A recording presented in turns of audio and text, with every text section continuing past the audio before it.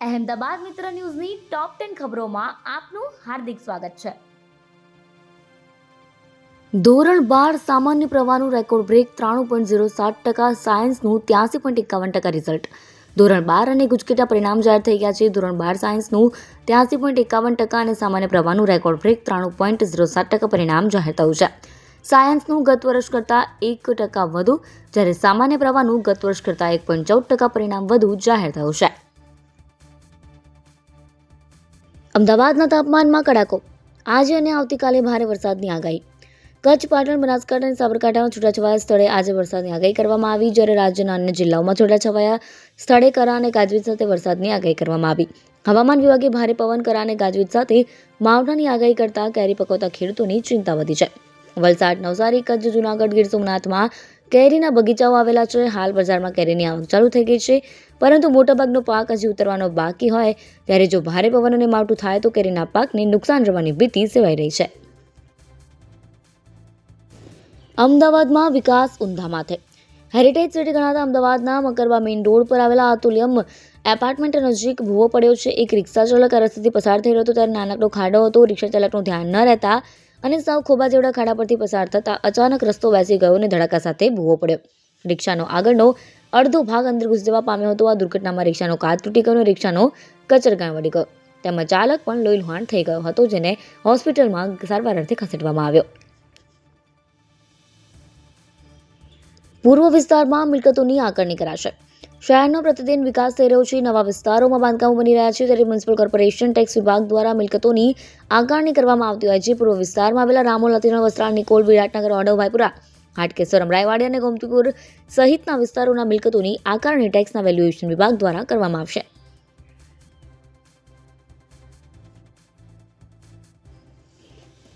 Manual સ્ક્વેન્જિંગથી મૃત્યુનો મામલો. ગુજરાત હાઈકોર્ટમાં માનવ ગરિમા સંસ્થા દ્વારા વર્ષ 2016માં જાહેર હિતની અરજી દાખલ કરવામાં આવી હતી, જેમાં ગટર સફાઈ કામદારોના મોતના કેસમાં પરિવારજનોને વળતર ચૂકવવા મેન્યુઅલ સ્ક્વેન્જિંગ ઉપર સંપૂર્ણ પ્રતિબંધ અને આવા કિસ્સાઓમાં અધિકારીઓની જવાબદારી નક્કી કરવાની દાદ માંગવામાં આવી હતી.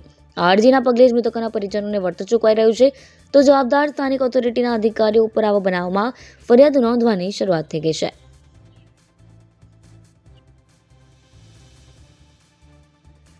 શહેરમાં હવે ક્રિકેટના જૂજ મેદાન બચ્યા.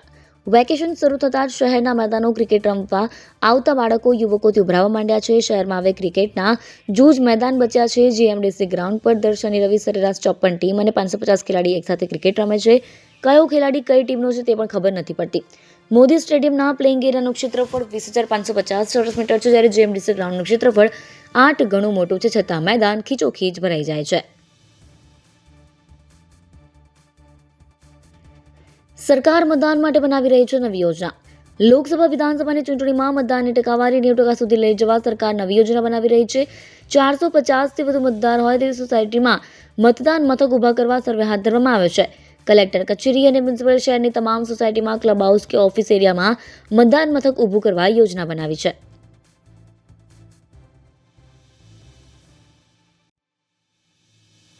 સ્ટેટ મોનિટરિંગ સેલનો દરોડો.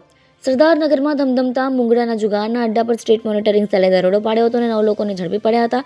પોલીસને જોઈ જુગાર રમવા આવેલા 20થી વધુ લોકો ભાગી ગયા હતા. સરદારનગર પોલીસ સ્ટેશનમાં વારંવાર રજૂઆત કરવા છતાં પોલીસે મુંગડાનો જુગારનો અડ્ડો બંધ ન કરાવતા સ્થાનિક રહીશોએ ગાંધીનગર જઈ ફરિયાદ કરતા સ્ટેટ મોનિટરિંગ સેલે દરોડો પાડ્યો હતો.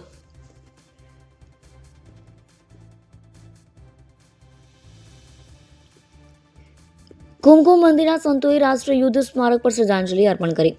દિલ્હીમાં ઇન્ડિયા ગેટ પાસે આવેલા રાષ્ટ્રીય યુદ્ધ સ્મારક ખાતે શ્રી સ્વામિનારાયણ મંદિર કુમકુમ મણિનગરના સંતોએ શહીદોને શ્રદ્ધાંજલિ અર્પણ કરી હતી. સાધુ પ્રેમ વત્સલદાસજીએ જણાવ્યું હતું કે 44 એકરમાં ફેલાયેલા આ સ્મારકમાં 13,300 શહીદ સૈનિકોના નામ અંકિત કરવામાં આવ્યા છે.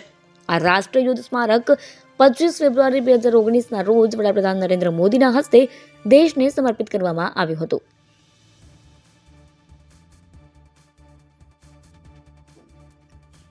ઘરોના ભીના કચરામાંથી સીએનજી બનાવી સિટી બસો દોડાવાશે. શહેરમાંથી રોજ સરેરાશ 2,250 મેટ્રિક ટન ભીનો કચરો ઉત્પન્ન થાય છે. આ કચરામાંથી જ રોજનો 64,000 કિલો સીએનજી તૈયાર કરાશે અને એએમટીએસ બીઆરટીએસની બસો આ સીએનજીથી ચલાવાશે.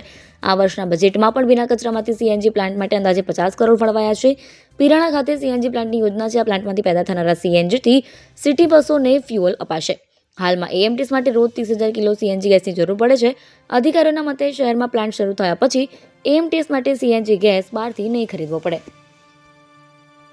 અહેમદાબાદ મિત્ર ન્યૂઝની યુટ્યુબ ચેનલને સબસ્ક્રાઇબ કરો અને બેલ આઇકન જરૂરથી દબાવો, જેથી મહત્ત્વના સમાચાર આપના સુધી જલ્દીથી પહોંચે.